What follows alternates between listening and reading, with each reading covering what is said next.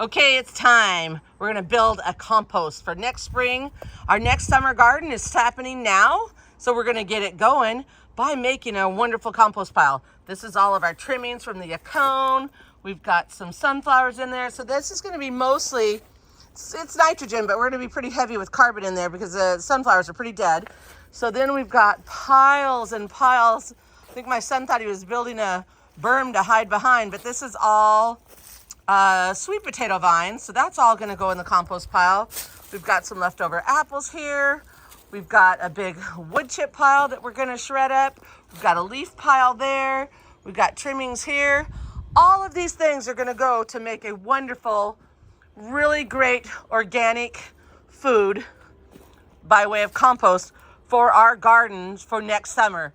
So we're going to get it all started, and we're going to kind of take you step by step on how we do that here at Valley Growing Gardens. So stick with us and build a wonderful compost pile to feed your garden for next year and get the most healthy fruits and vegetables that you can get by feeding them natural, good, organic food. Compost. Okay, so we're taking off here. We're going to show you what we put into our wonderful compost. So we've got some branches up here from some trimming of our trees. Those will go in there. We've got some wood chips, which we're arborist chips, and so there's actually a little bit of greens in here, but this is some aged wood chips that we've got a big pile of, so that's going to give us a bunch of carbon. We've got a bag of leaves sitting here. We'll put the leaves in there, several bags of leaves. We have, this is all a bunch of tomatoes. This is that is vines and vines and vines of sweet potato vines, and here comes one of our garden guys hauling a whole bunch of spent broccoli and cabbage leaves and things like that. We've got some old apples here and more vines that are kind of cut up. And the whole point of this is we're putting this through our wood chipper. This is kind of a crazy thing, but we found that it makes turning it a whole lot faster, and it makes a great mix. So we'll put in wood chips, we'll put in some branches, we'll put in some of the greens, then we'll put in some of the other greens. Then later on, we'll show you when we actually go to make it into a pile. But this is like the fall cleanup and getting ready for that giant pile that we're going to be doing, a compost pile in a ring. But I wanted to bring you on here and show you how we're getting this stuff. So when we come back and you show you the ring, you'll know what we did to get there. Okay, let's get the garden guy, get this thing going. We call this Jaws, and it is just a wood chipper that I rebuilt a couple years ago. And most people probably wouldn't do this, but that's how we roll here. we put it all through the wood chipper. I try to keep it real clean at the end of it and oil her up, and then she'll take off. So it's going to get noisy, but I'm still going to film for you for a couple minutes and let you see what we do.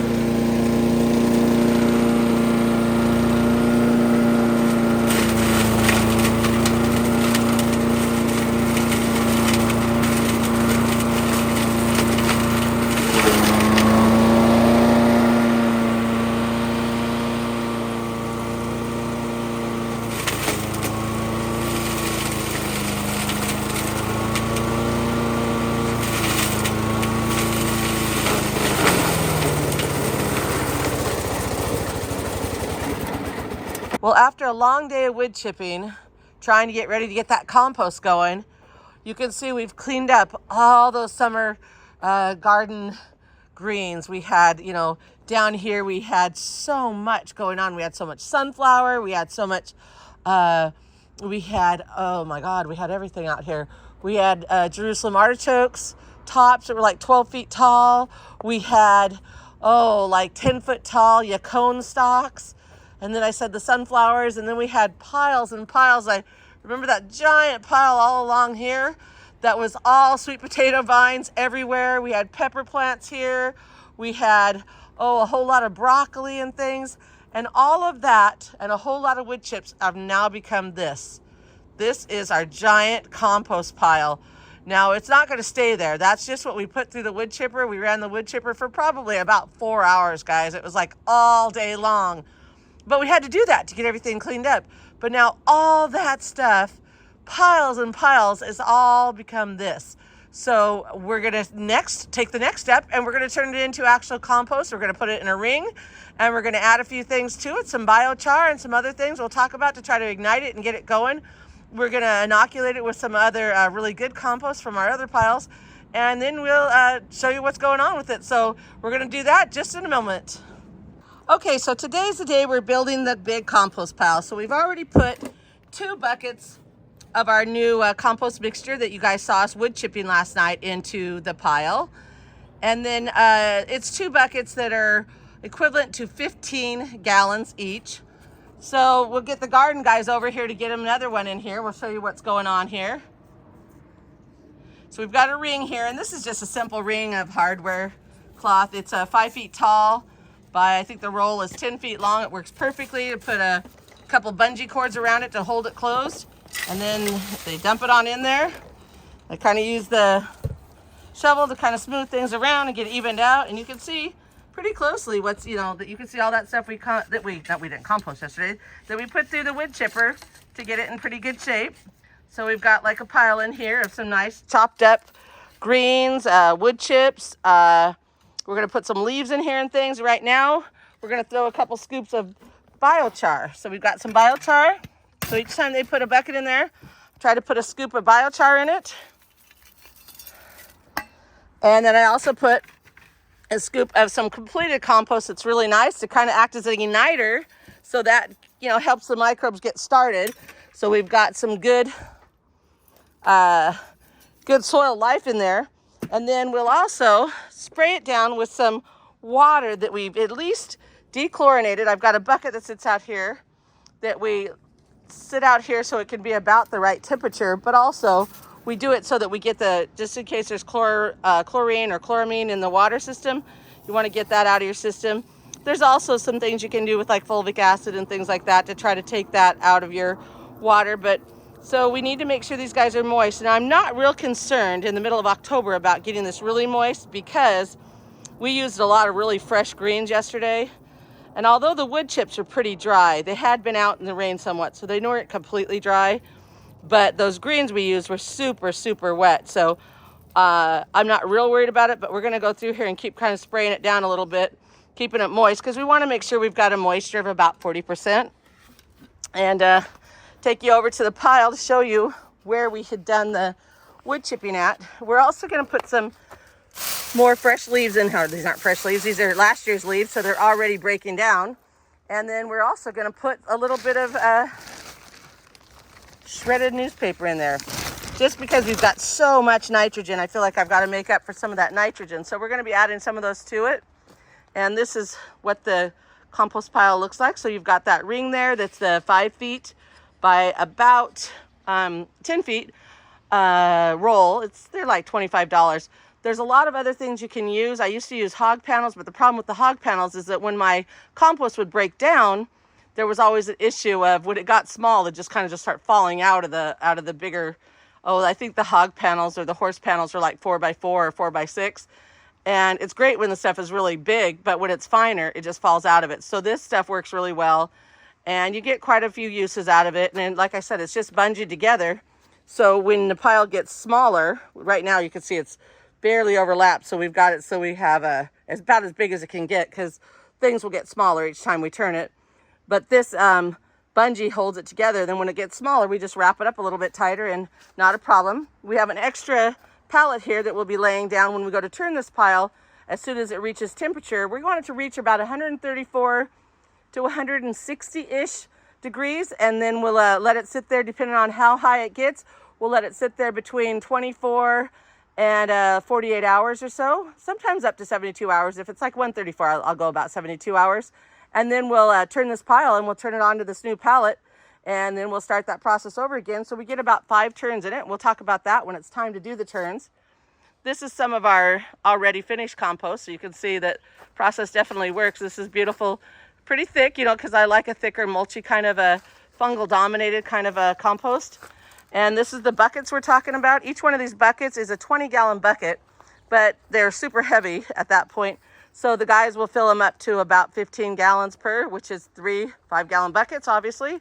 And this is the pile of what we did yesterday. So we've got a lot of compost to put into that ring. So we'll take you along on the adventure as we go, and let's just hop to it. Okay, so we've got the compost is about halfway filled. And so we're gonna put some random leaves in here in different layers, and it's just, my whole function with that is I wanna get some more carbon in here, but also different types of micro-life, basically. You know, I wanna see, you know, I wanna make sure that everybody's being represented, so I like to use a lot of, I guess my main thing in making compost is I want a variety. So I like to have, you know, some wood chips in there. I do a little bit of paper, just to use paper. And then some dried leaves like this. And then you got to make sure, though, because we want about 40% relative moisture in there, we want to make sure we wet these down pretty good. And the first time I do it, when I'm building a pile, I don't bother about the temperature because I'm not heating the pile up at that time.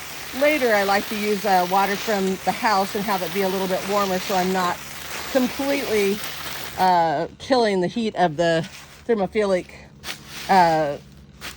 protozoas and things in there, and bacteria that are heating up our compost. So I don't want to completely kill that process. So I will definitely use warm water if I have to add any moisture to it in our turns that will be coming up here. But right now, we're just getting a little bit of moisture on these leaves because they're very dry. Like I said, I'm not real worried about the rest of the stuff that we shredded yesterday because it's all fresh greens from the gardens, and so they're going to have a high moisture level in them. But these guys were sitting in bags and we're pretty much just breaking down. So I often do that with leaves. I'll go collect leaves in the fall, which is fall now, so I'll be getting a lot more. But I'll get the leaves and I'll put them in garbage bags and then punch a bunch of holes in them and let them just sit around. And after a couple of years, they'll break down. You'll have a nice leaf mold. So you have another great thing that you can use in place of peat moss or coco coir or whatever. It works really great for that. So yeah, collect your leaves. You know, if your neighbors find out that you'll work for leaves, they'll definitely give you leaves. So get out there and collect your neighbor's leaves. Now's the time to do it. Just kind of ask them. Try not to collect on properties that have nice, beautiful grass underneath their trees because you know they're putting all kinds of chemicals on it. So I'm always kind of picky about who I'm going to collect those leaves for, and just watch for the people with the really nasty grass and then collect their leaves. Okay, guys, we're just about to the top of this compost pile. We are at 16 15-gallon buckets. So we'll add that up when we're all done here.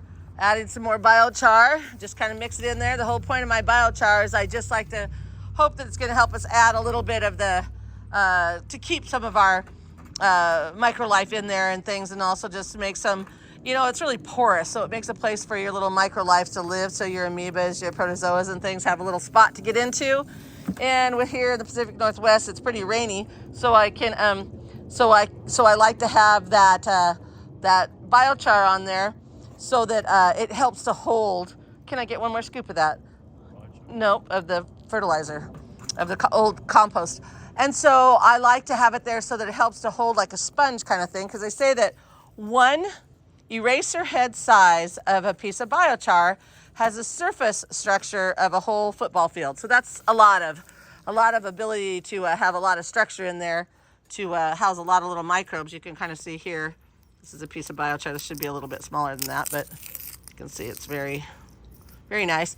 And then we put the compost in here, the aged compost that I know is really nice because I put it under a microscope and I know how nice it is. So I throw some of that in as an igniter so this doesn't have to start from scratch. It's got some little life going on to get it started. So then we'll wet this down, although, you know, feeling it, my moisture consistency is pretty good. You want to be able to squeeze it and just kind of get like a drop of water between your fingers. So you know your soil, your moisture level is just about where you want it to be at. So if I can get the garden guys to add one more 15-gallon bucket on here, we'll call this good.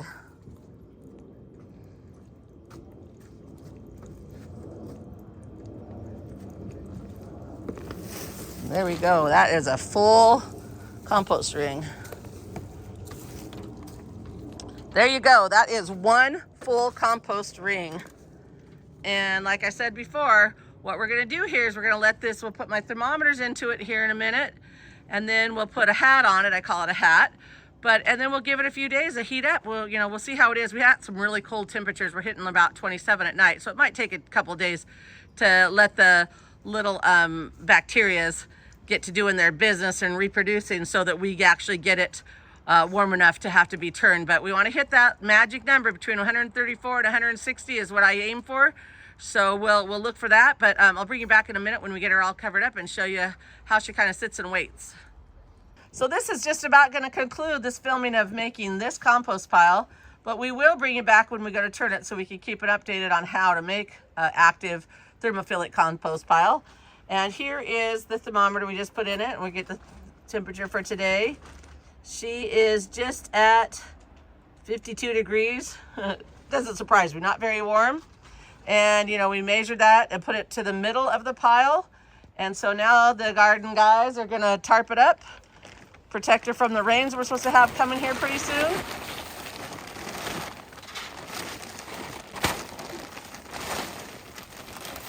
And we want to put a tarp on it so that we can just to keep her out of the rain. And I like to put it over the thermometer like this so we have a good airflow. So it kind of sits up in the air, but just to keep the rain from spilling up. And then this is my secret, is I call these a hat, but it's actually a swimming pool for toddlers. It has holes in it, but it works perfectly over these rings. And then we'll put a couple bricks on it, and that'll hold it down, and I'll label it. Usually I'll come out here with a marker, and I name the pile something crazy, and give it a date, and then we'll know when it was created. And otherwise, it's just going to sit here and ignite and get nice and warm. So we'll check back with you in a couple days when she's nice and hot. Okay, we're checking back here, and it's been 3 days. We've been hitting 140 to 160 degrees, as you can see right here. It's just at 157 or so. And we're going to take the lid off of Maggie May here, and we're going to flip this pile, and we're going to show you how it's correctly flipped to get that thermophilic. We're going to make sure that we get all parts of this pile put into the middle. So we're going to do something that's called it's Dr. Elaine Ingham's process of putting all parts of the pile to the middle, the hottest part of the pile. So when we're doing this, he's going to take this top eventually, and he's going to make it so that he flips the top part that's cool and about 6 inches of the sides into this swimming pool. And then that will become the center when we get ready. Then he'll keep going, and he'll take the center part. That will become the bottom of our pile. And then he'll add in that stuff that was the top and the middle before, and then the bottom will become the top, and next time it'll get in there. So we'll keep going until we've got this all processed through there. About 3 to sometimes 4 turns I like to do, and that'll get all parts of this compost pile in the hottest part of the pile, which is the middle of it. You can see how much it shrank down. This is all the way to the top, and we've already got some shrinkage going. So the garden guys are going to get the wire off here, and then we'll get back to you about flipping it. Okay, the garden guy here is pulling down the swimming pool. I think I've mentioned this before. The best way to do this is to get these swimming pools, because they make great little hats, I call them, for the compost to keep the water off of it. They cost me nothing because I put an ad on free whatever, free on Facebook and stuff, and it's kids swimming pools that have holes in them and leak. But they're perfect for this process, so I can throw everything into this little pool, and he'll pull off the top, and we're smelling for it because, we want to see if we've got any really bad stenches, but it's not a bad smell. And we've got, 160 degrees. So he's going to pull off the top till we get down to where he's really hitting the hottest part of the middle, and then he's going to pull off about 6 inches of the sides and put it in this pool, and he's going to save that, so that will be our hot middle next. So once he gets all that stuff off, then he'll start putting the middle into the new ring, which is over here. And the new ring, the middle will become the bottom, the top will become the middle, and the bottom will become the top. So basically you've got 3 parts. So in theory, you could make this in 3 turns. Sometimes I do more than 3 turns just because I want to make 100% sure. But anyways, you can see this thing steaming. We've got a little bit of bacteria going on in here, but not bad. It's not bad at all. It's looking pretty good. This guy is, what, 3 days old? So the bacteria have obviously been busy reproducing and getting us a nice hot pile here. But you can see him taking off the sides and getting all the cool parts off, because those parts we know, the top, basically the bottom and the sides are going to be the parts that didn't get a lot of heat. So we want to make sure and get those into the middle of the pile. Okay, so we're taking off here. Going to show you what we put into our wonderful compost. So we've got some branches up here from some trimming of our trees. Those will go in there. We've got some wood chips, which were arborist chips. And so there's actually a little bit of greens in here, but this is some aged wood chips that we've got a big pile of. So that's going to give us a bunch of carbon.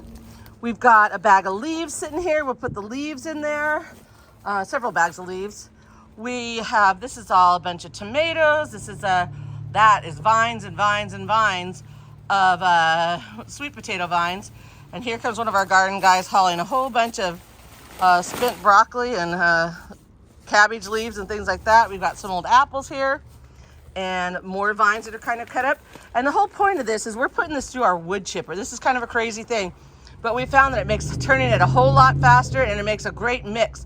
So we'll put in wood chips, we'll put in some branches, we'll put in some of the greens, then we'll put in some of the other greens. Then later on, we'll show you when we actually go to make it into a pile. But this is like the fall cleanup and getting ready for that giant pile that we're going to be doing, a compost pile in a ring. But I wanted to bring you on here and show you how we're getting this stuff. So when we come back and you show you the ring, you'll know what we did to get there. Okay, let's get the garden guy, get this thing going. We call this Jaws, and it is just a wood chipper that I rebuilt a couple years ago.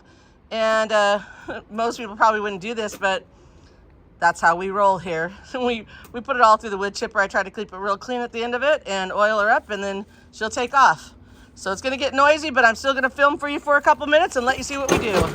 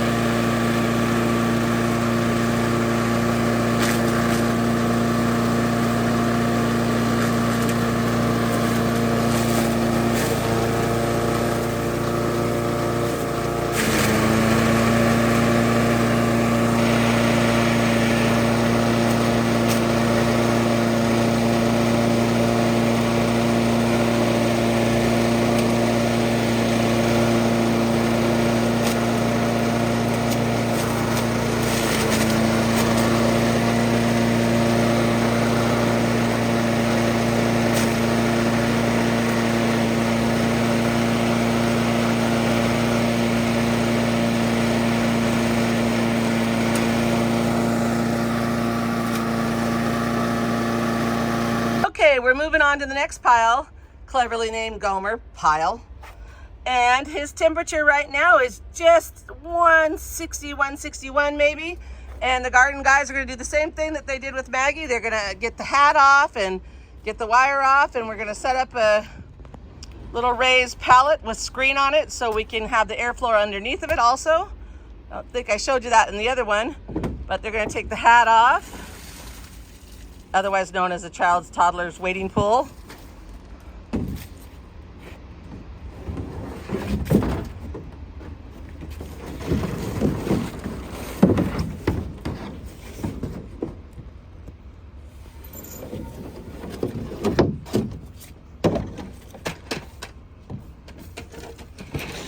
My nice long compost thermometer. I love those things.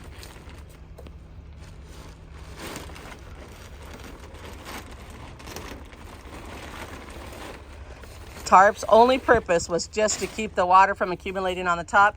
You can see, if you remember the day that we built this, this is 3 days ago, this was all the way to the top. This ring it had a huge pile over the top of it. So I should put a picture on there so you could compare it, but look at the difference in that. That's amazing. It's a very big difference. So they're going to pull that wire on. We're off and we're going to redo it. Okay, just as it was with Maggie May, we're going to take the top off of the Gomer pile, and that will then go into the swimming pool. You know, you can use a tarp or ground, whatever you've got, but for us it works well because we've got so much wood chips around here that the swimming pool works well for us to be able to do this. So this sat, it was 160 degrees as I showed you. It's a nice steam bath. It's about 45, 50 degrees out here today. So it's pretty warm when you're taking a pile that's 160 degrees. You get some nice steam. The only thing is it's not stinky, but it's not something that you would want to wear for a cologne. But it does kind of get into your clothes and stuff and sends up some smoke signals. But anyway, so he'll take that top part that's one of the cooler parts, and then he'll take about 6 inches down the sides and he'll put that all in the pool. And then that is going to become our hot middle next. So we'll come back to it when he's ready to put that in the hot middle. Take a look at the swimming pool now. He put the top, he put it in the swimming pool, so we saved it. So then he took the hottest thermophilic part that was 160 degrees. We know because we had the thermometer stuck in the middle of it. It was 160 degrees for about 72 hours. That became our bottom because we know that part was fully cooked, right? So he put that part in the bottom. But this is the part that he had saved from the top. So now we need to make sure it gets in the hottest part of the middle. So now he is taking everything that he pulled apart from the top, 1/3, and also the part that he pulled off the sides, about 6 inches, and he's gonna put that in the middle. So now it's gonna get to cook for a couple days. We're gonna get that in there and get those little bacteria reproducing and splitting and try to get this up to temperature again. You know, if we could hit it at 134 to 160, it's perfect, and that'll depend on how long we're gonna let it cook. Generally, if it's 134, I'll do it for about 3 days. If it's 160, I'll do it for about 2 days, but I kind of, you know, sometimes it'll heat up in the middle of that, so I may adjust those times a little bit. But, you know, when you get at 134, 135, up to about 160, you're hitting a really good temperature, and you're gonna get that thermophilic action that's gonna kill off your bad guys. It's going to kill off your weed seeds, hopefully. It does, it really does. I don't get much of anything for weeds out of this. Definitely suppresses it a lot. And then it's not going to be so hot that it just, you know, eliminates everything that, you know, you don't want it so hot that you end up not being able to keep anything alive in it. Or in some places, if you know, if you're hot enough, you really can make these buggers catch on fire. I've never heard of it or seen it in a pile this size, but you know, in those really big windrows and stuff, they do have that happen sometimes. But now we're looking at the very bottom of it. So we know this bottom is the coolest part. So what's going to happen is after the garden guy here gets all of this scraped up and put on the top of that pile, he'll be able to take this, this will become our new top. So everything that was the top before goes into the center, becomes the hot part, and now this part that's the bottom is going to become the top. I know that sounds confusing, but that way, when you do this turn and you keep that direction going, now next time we turn it, it's going to make it so with 3 rotations, everything ends up going to the middle of the hottest part. So everything gets to cook for, you know, 2 to 3 days at 134 to 160 degrees. So this is a great way to do a really great thermophilic compost pile at a temperature that you need, 134 to 160, with very limited space. As you can see, we don't have a lot of space here. This is our little composting area. We do a lot of composting because I believe that compost is the answer pretty much to everything. So if you have very alive compost where you've got lots of amoebas, nematodes, and all your micro life in there, including really a lot of fungal life, you know, you need that fungal hyphae and all the fungus strands and things in there so that you can get life in your soil. And by doing that, when you're feeding this to your soil, you end up with something that can really take care of itself, and you're not having to add a bunch of chemical things to it, which really just becomes a vicious circle, because the more chemical additives you put in your soil, the more you have to put in your soil, and you end up eating that, my friend. So, I don't know if you'd like to open up a bottle of something that I shall not name, Monsanto, glyphosate, unless you want to put that on your food. I don't recommend putting that on your food. So let's stay away from those chemicals and grow some compost and take care of your compost pile.